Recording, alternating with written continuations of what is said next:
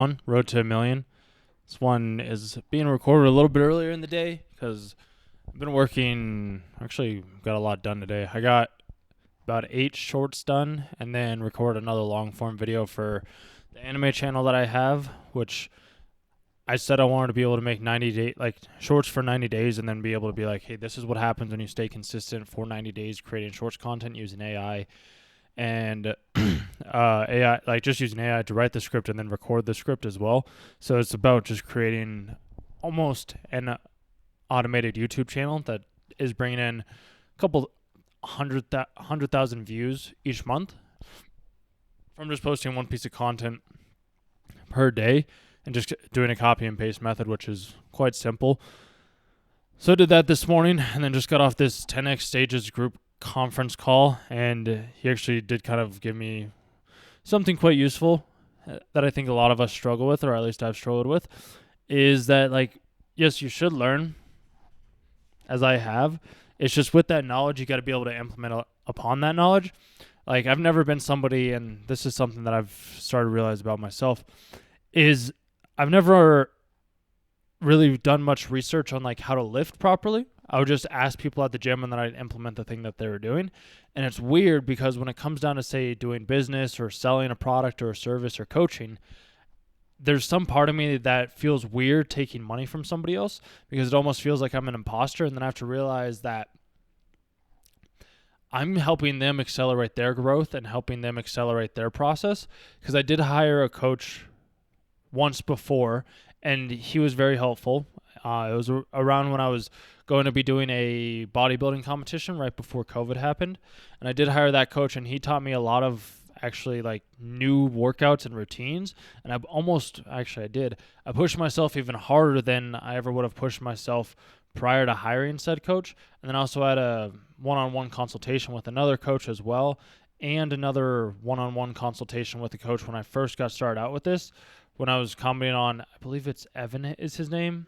I don't know if he still has the thing, but it was hashtag believe.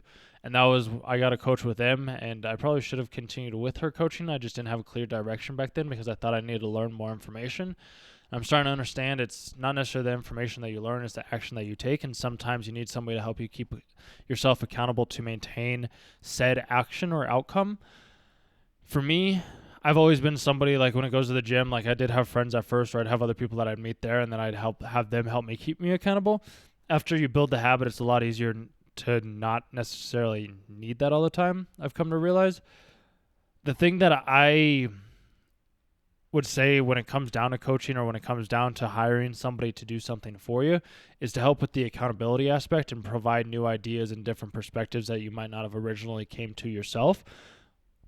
I've always been able to do that whenever I go out and talk with people in public, because the people that I run into always seem to have the answers that I'm looking for that day, which is a very cool concept once you understand that, and just ask the right questions and be genuinely curious and just kind of speak from your heart, your intuition, your gut. Like, you just speak authentically. You just speak authentically.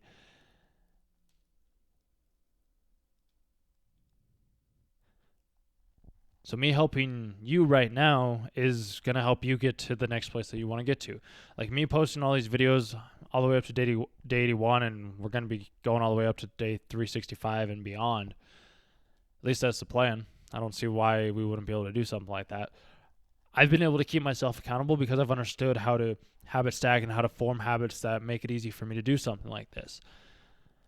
Whereas somebody just getting started out might not necessarily have those same ideas or concepts. I was just texting a friend of mine, and she was telling me how she's like, yeah, I'm going to be starting a YouTube channel for my dad. Can you help me out with it? I was like, she said she was just going to wing it. I was like, how about we just jump on a call together? I'll walk you through the things that we need to walk through, and then you're good to go.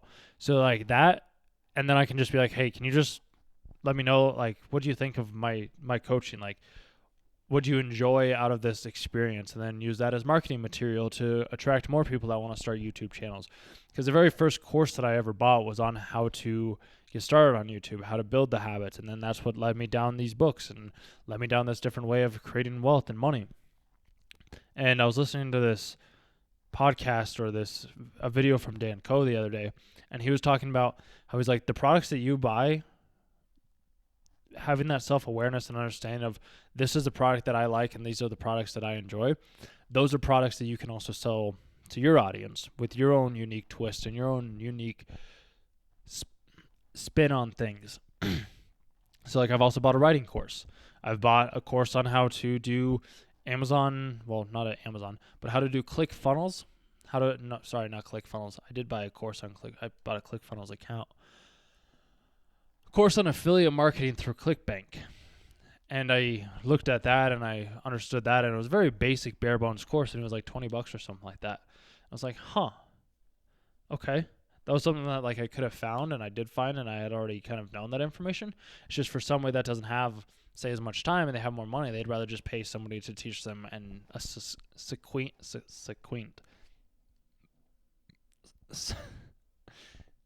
in a sequential way. I don't even think that's right either. Teach them in a formulated way, like a step 1, step 2, step 3, step 4, step 5, to be able to get to them to that place. So it's like I create the course where it's all right. Let's like we can do a one-on-one, like a one-on-one conversation, like you and I, where we talk like this, and I can help you answer more questions and give you direct feedback. Or you can download this course right here that outlines everything. It's just it's not going to be 100% tailored to your specific needs. And that, I think, is the biggest difference between like being able to give somebody something that's very easy to fulfill for something that isn't very easy to fulfill. Because one, it takes up a lot more time, because it's having me each and every single day. I'm giving you an hour of my time to help you build your YouTube channel, to be able to build your audience, to help you find your specific niche to get started out with content creation. And I kind of did something a little bit similar to this in the past. I don't think that I did it in the best way, because there's the course on like, all right, this is what we're going to do on how to get started with creating a YouTube channel. And then I can help you out with the editing process within Premiere Pro, if that's the platform that you want to use, and that's the platform that I use, so that's the one that I'll teach. From there, creating content, going out or shooting at home, getting started with this right here, and then just posting. And we can do it with AI, we can do it automated, we can do it however you want to do it, and we can create something that you truly want to share. Because I think that's the driving factor between any sort of business. And I think that's been a holdup of mine for quite some time, is I've been trying to make everything so fancy and pretty and everything, when what I really should be doing is just focusing on getting a client. Just get one client. I get that client, I move on. While I help them fulfill it, I provide them value on the solutions that they're looking for, and we work forward from there. So I have a couple of other offers in my head that I'm considering running with, because I'm still toiling with the idea of, do I want to go B2B or do I want to go B2C?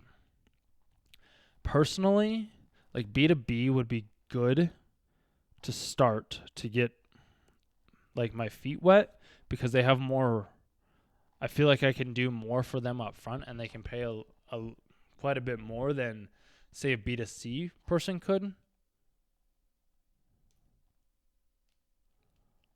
going to have to think about that, because I could get 10 clients, like 10 weebs and otakus, who want to get help on their fitness journey and do like a 6-week program with them for $500 to $1,000 or something like that.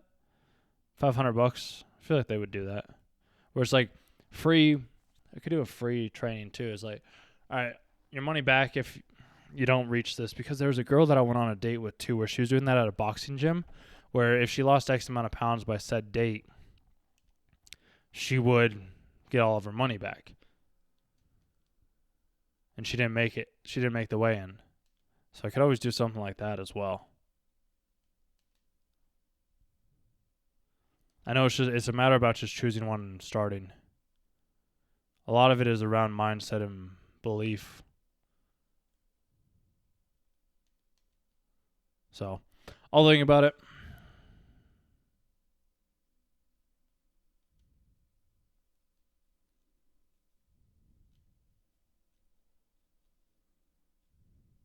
Seeing it's weird because I keep having, I wouldn't say it's self-doubt, but it is, kind of is. is I have these other job opportunities that are coming. It's like, hey, we'd like to talk to you about this, or we'd like to talk to you about that. Part of me is like, I should take them. Be safe, be secure. Not to remind myself to be faithful and remember that hard choices make an easy life and easy choices make a hard life.